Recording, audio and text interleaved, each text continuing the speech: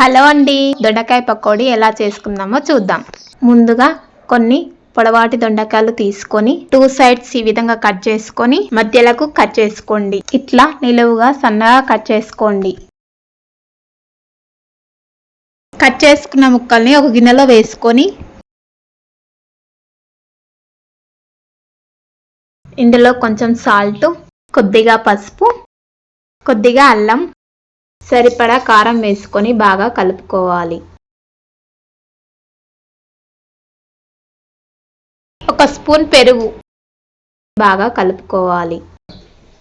ఈ విధంగా కలుపుకున్నాక కొంచెం శనగపిండి వేసుకొని కలుపుకోవాలి.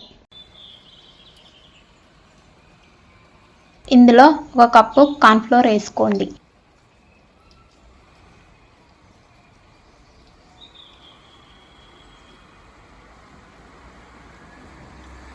ఆ తర్వాత నూనెలో వేసుకునేటప్పుడు ఒక్కొక్కటి వేసుకోవాలి, అతుక్కోకుండా.